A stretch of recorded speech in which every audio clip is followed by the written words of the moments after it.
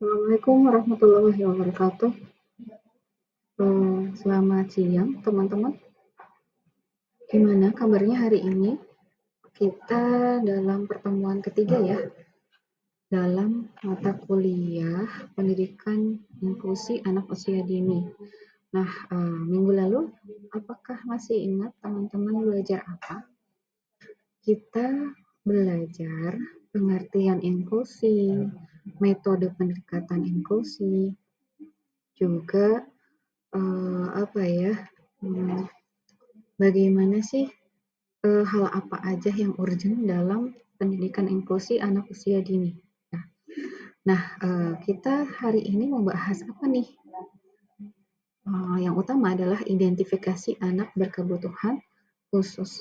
Ya, oke. Tujuan pembelajaran hari ini yang pertama, mengetahui dalil nakli tentang anak berkebutuhan khusus. Yang kedua, mengetahui klasifikasi kemampuan anak ya secara umum. Yang ketiga, menganalisis jenis-jenis dan klasifikasi anak berkebutuhan khusus. Oke. Ini 3 materi pembelajaran hari ini. Lalu selanjutnya, yang pertama kita bahas ya tentang dalil nakli dalam Al-Quran yang berkaitan dengan pendidikan inklusi atau anak berkebutuhan khusus. Ini terdapat dalam surat An-Nur ayat 61. Di sini Allah menggambarkan atau mendeskripsikan bahwa kita harus bersosialisasi dengan orang-orang berkebutuhan khusus karena mereka bagian dari umat ya gitu. Selanjutnya ada surat Al-Fat ayat 17. Ini pengecualian atau toleransi bagi anak atau orang berkebutuhan khusus dalam mengikuti perang atau berperang ya. Oke, kita masuk ke klasifikasi kemampuan anak secara umum. Anak-anak itu secara perkembangan juga intelektual, ada fisik ya, juga motorik. Itu ada yang outstanding ability, ada yang ability yang normal pada umumnya, ada yang ability tapi dia punya masalah belajar karena eksternal ya. Ada yang disability, baik itu kurang intelektual, fisik ya, juga perkembangan.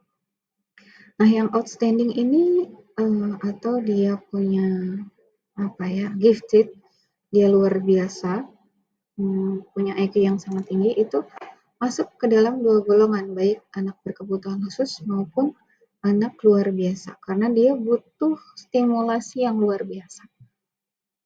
Anak yang ability ini tidak masuk anak berkebutuhan khusus ya.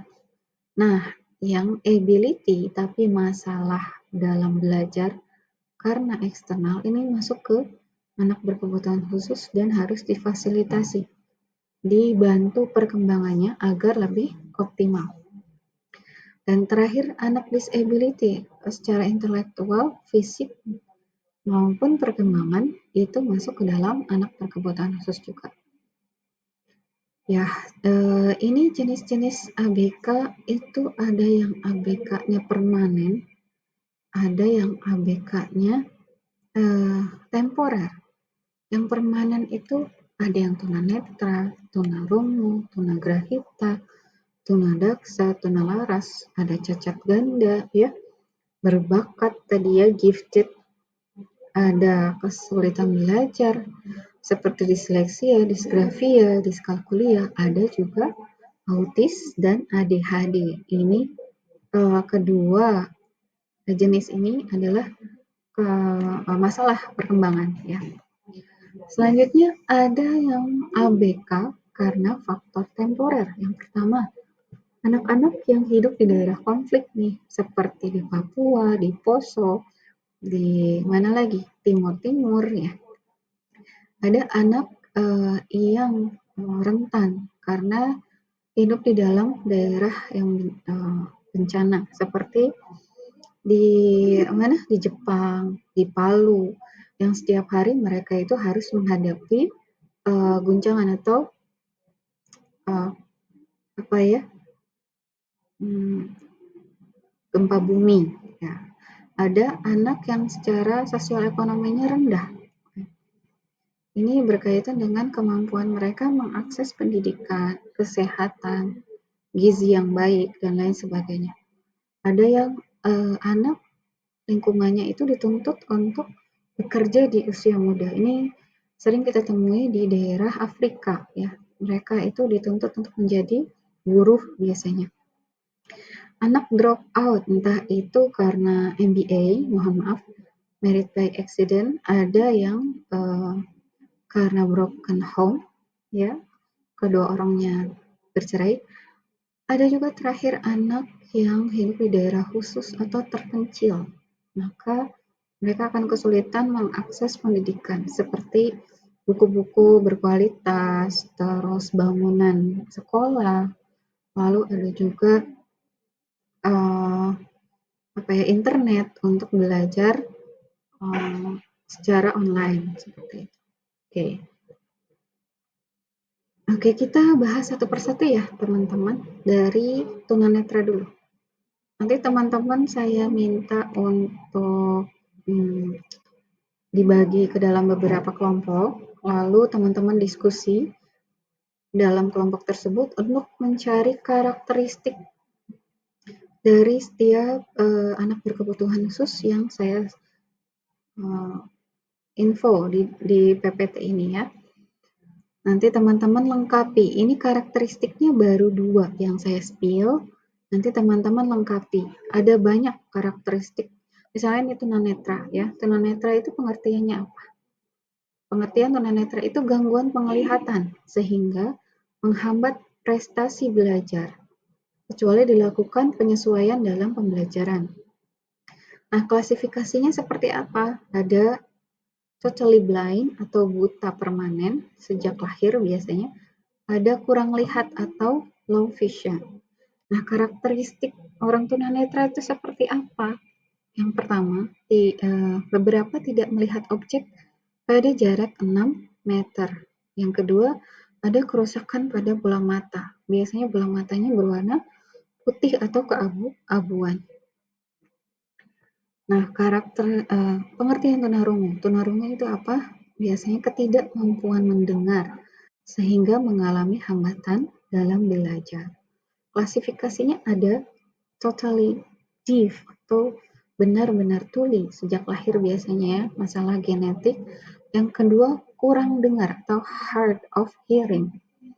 Karakteristiknya biasanya anak-anak ini pertama tidak mampu mendengar, kedua terlambat dalam perkembangan bahasa dan bicara.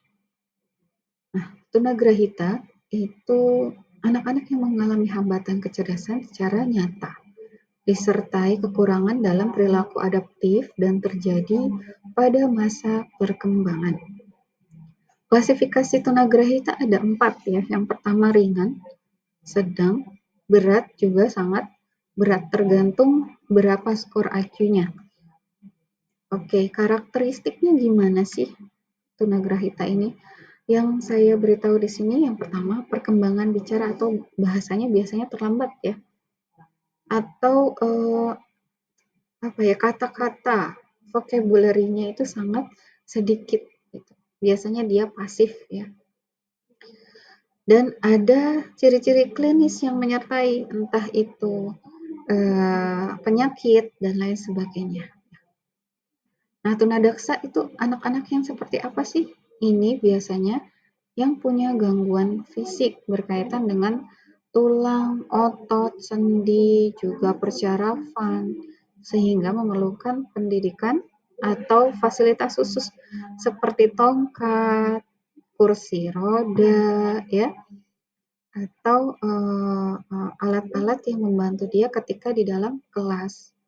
Nah, klasifikasinya ada yang polio, bagian kakinya biasanya kesulitan untuk berjalan atau kakinya kecil ya.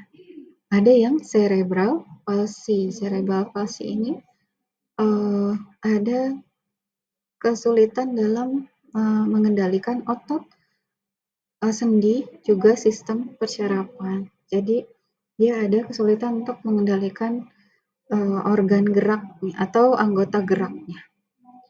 Nah, karakteristik dari anak tunadaksa ini seperti apa? Anggota geraknya itu terlihat kaku, ya. Ada juga adanya kerusakan otak. Pada beberapa anak tunadaksa juga mengeluarkan iler ya, air liur. Nah, tunalaras itu seperti apa?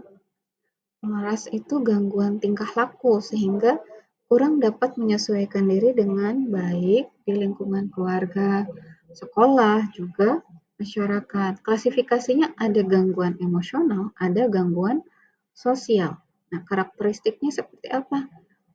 Mereka suka melawan aturan, nggak suka diatur-atur ya, tidak suka mengikuti aturan normatif, juga mudah marah biasanya.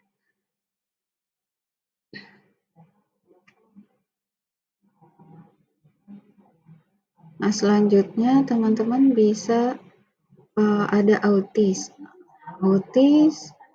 kesulitan belajar, ADHD. Nah, teman-teman bisa lihat di mana nih? Ini saya pakai buku saya sendiri ya, yang judulnya Pendidikan Inklusif tahun 2023. Silahkan teman-teman cari di Google Book, itu ada di situ. Lalu teman-teman bisa melengkapi karakteristik yang saya spill tadi dari sini juga. Bukunya Edward Blackhurst, ya, judulnya An Introduction to Special Education. Oke, nah teman-teman, ini kuis hari ini. Teman-teman buat 9 kelompok. Nah, nanti masing-masing dari kelompok mengambil satu tema, apakah itu karakteristik tunanetra, karakteristik tunarungu, atau tunagrahita, seperti itu. Nanti di-upload dalam bentuk Word ya, di kolom tugas pertemuan ketiga. Oke. Nah, sekian dari saya. Kurang lebihnya saya haturkan terima kasih teman-teman. Kita bertemu lagi secara offline di minggu depan. Usahakan teman-teman mengumpulkan kuis tadi sehari sebelum pertemuan kita yang keempat minggu depan ya. Berarti tanggal 4 ya. Sebelum tanggal 4. Oke. Terima kasih untuk kehadiran hari ini, teman-teman. Kita ucapkan hamdalah bersama. Alhamdulillahirrabbilalamin. Istighfar 3 kali. Astagfirullahalazim, astagfirullahalazim, astagfirullahalazim. Dan doa kafaratul majelis. Subhanakallahumma wa bihamdika. Asyhadu an la ilaha illa anta astaghfiruka wa atubu ilaik.